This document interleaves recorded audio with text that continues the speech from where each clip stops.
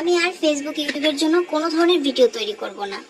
এই ফেসবুক ইউটিউবে ভিডিও তৈরি করতে করতে আমি ক্লান্ত। কিন্তু আমার পেজে কোনো ভিউ নাই, কোনো লাইক নাই, কমেন্ট নাই, সেই সাথে পেজে ভাইরাল হচ্ছে না, মনিটাইজেশন অন করতে পারলেও তেমন কোনো ইনকামও হচ্ছে না। সেজন্য আমি চিন্তা করেছি আর ভিডিও তৈরি করব না। আমি মাঝপথে এসে ইউটিউবিং ফেসবুকিং ছেড়ে দিব। আপনারও কি চিন্তা ভাবনা এরকম? তাহলে আজকের ভিডিওটা আপনার জন্য। আমি জানি আপনি ফেসবুক ইউটিউবে অনেক দিন ধরে আছেন, কিন্তু সফল হতে পারছেন না। কেন পারছেন না তার কারণও কিন্তু আপনাকেই খুঁজে বের করতে হবে। কারণ আপনি সফল কেন হতে পারছেন না এটাও কিন্তু কেউ আপনাকে বলে দিবে না।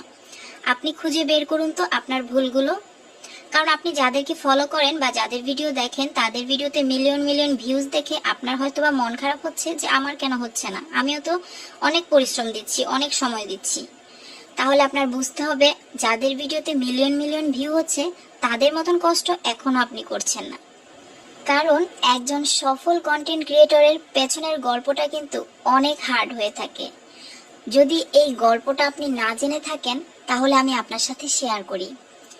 আমার কথাই ধরেন, এই যে আমি এক মাসে যেমন 4 থেকে 5,000 ফলোয়ার গেইন করে ফেলেছি, এটা কিন্তু এত সহজ ছিল না।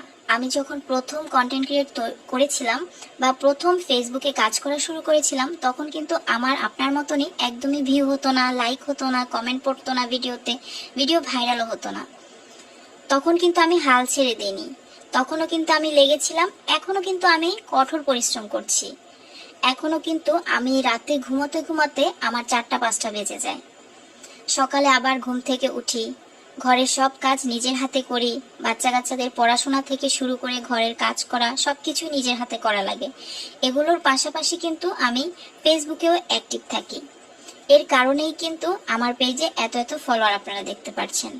এই ফলোয়ার কিন্তু একদিনে আসে নাই, এগুলো কিন্তু আমার পরিশ্রমেরই ফল।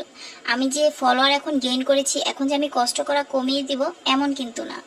এখন কিন্তু আমার কাজের পরিধি বা কাজের জায়গা আরো বেড়ে গেছে।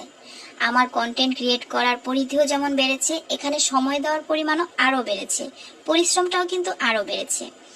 আপনি যখন একটা যে কোনো কাজেই সময় দিবেন তখন কিন্তু তার ফলটা আপনি অবশ্যই পাবেন। আপনি যখন একটা গাছ লাগান, সেই গাছের যখন যত্ন করে বড় করে তোলেন তখনই কিন্তু ওই গাছ থেকে আপনি ফলের আশা করতে পারবেন। কিন্তু আপনি গাছটা লাগানোর সাথে সাথেই যদি বলেন কেন ফল দিচ্ছে না, কেন ফল হচ্ছে না, তাহলে কিন্তু আপনি ফল খেতে পারবেন না। তো সেই জন্য আপনি এই ফেসবুকে যখন এসেছেন, একটা পেজ খুলে যদি মনে করেন আর কয়েকটা ভিডিও দিয়ে যদি মনে করেন যে আপনি অনেক পরিশ্রম করছেন, তাহলে এটা আপনার ভুল ধারণা। কারণ এই প্ল্যাটফর্মটাতে অনেক বেশি পরিশ্রম করতে হয়, অনেক, যেটা বলার বাইরে। যেমন সকালে ঘুম থেকে ওঠা থেকে শুরু করে রাতে ঘুমানোর আগ পর্যন্ত আপনার সারাক্ষণ অন্যান্য কাজের পাশাপাশি আপনার কন্টেন্ট নিয়ে কিন্তু ভাবতে হবে। পাশাপাশি কিভাবে আপনি গ্রো করবেন, আপনি চিন্তা করবেন প্রতিদিন আপনার পেজে মিনিমাম 4 থেকে 5টা করে পোস্ট দিতে। হতে পারে সেই পোস্টগুলো কোনো ছবি, কোনো ভিডিও, রিলস, এগুলোর মাধ্যমে আপনি আপনার পেজের অ্যাক্টিভিটি বাড়াতে হবে। আর এই অ্যাক্টিভিটি যখন আপনার পেজের বাড়বে তখন দেখবেন অর্গানিকভাবে আপনার পেজে লাইক, ফলোয়ার, ভিউ এগুলো এমনিই বেড়ে যাবে। সো আপনারা লাইক, ফলোয়ার নিয়ে চিন্তা না করে সবসময় আপনি চিন্তা করবেন বা মাথায় রাখবেন যে প্রতিদিন আমার কিছু না কিছু পেজে পোস্ট করতে হবে আর আমার পেজটাকে সচল রাখতে হবে। আর অবশ্যই যাদের ভিডিওতে বেশি বেশি ভিউ হয়, মিলিয়ন মিলিয়ন ভিউ হচ্ছে, এগুলো আপনারা কম দেখবেন। আপনারা এগুলো দেখে মন খারাপ একদম করবেন না। আর সবসময় মাথায় রাখবেন তিনিও যেমন মিলিয়ন মিলিয়ন ভিউয়ার্স এনেছে এমনি এমনি আনেনি, তারও কিন্তু অনেক পরিশ্রম হয়েছে। আর আপনারাও কিন্তু তার মতন পরিশ্রম করতে হবে। আর অন্যের মিলিয়ন ভিউ দেখে আপনি কখনোই মন খারাপ করবেন না। এতে করে কিন্তু আপনার কাজের যে একটা স্পিড সেটা কিন্তু কমে যাবে, আপনি হেরে যাবেন। কখনোই নিজেকে ছোট মনে করবেন না। আপনি সবসময় মাথায় রাখবেন এই প্ল্যাটফর্মে যখন একবার এসেছেন, এখান থেকে আপনার ইনকাম করতেই হবে। এখানে কাজ করে আপনার একটা পরিচিতি তৈরি করতেই হবে। খুব অল্পতেই হতাশ হলে কিন্তু চলবে না। এই প্ল্যাটফর্মটাতে আসার পরে অনেকেই দ্রুত হতাশ হয়ে যায়। এর প্রধান কারণ হচ্ছে অন্যের ভিডিও বেশি বেশি দেখা। আপনি সব সময় ফেসবুক, ইউটিউবে এসে যেটা আপনার নিজের পেজ বা আপনি যেই ক্যাটাগরির ভিডিও তৈরি করেন ওই ভিডিওগুলা একটু বেশি দেখবেন অন্যান্য ভিডিও দেখার চেয়ে। কিন্তু আপনি সময় দিবেন আপনার নিজের ভিডিওতে বেশি।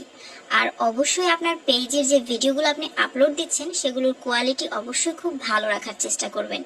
ভিডিও এডিটিংয়ে একটু বেশি গুরুত্ব দিবেন, কারণ আপনি যে কন্টেন্টটা তৈরি করছেন আপনার মতন আরো 10 জন সেম একই কন্টেন্ট তৈরি করছে, তো অন্য কেউ আপনার কন্টেন্টটা কেন দেখবে বলেন?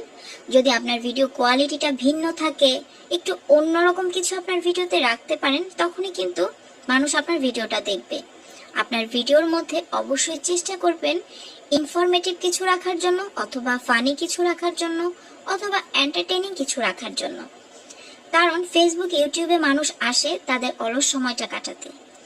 মানুষ এখানে একটু এন্টারটেনমেন্ট পাওয়ার জন্য আসে, কিছু শেখার জন্য আসে, কিছু দেখার জন্য আসে। আপনি এমন কিছু শেয়ার করবেন যেটা দেখে হয়তোবা সে কিছু শিখছে, নয়তোবা সে মজা পাচ্ছে, অথবা সে তার অলস সময়টাকে খুব ভালোভাবে কাটাতে পারছে। এর জন্যই আপনারা যখন আপনাদের ভিডিওগুলো তৈরি করবেন এই জিনিসগুলো মাথায় রাখবেন। আশা করি আজকের ভিডিওটা ভালো লেগেছে, ভালো লাগলে শেয়ার করে দিবেন।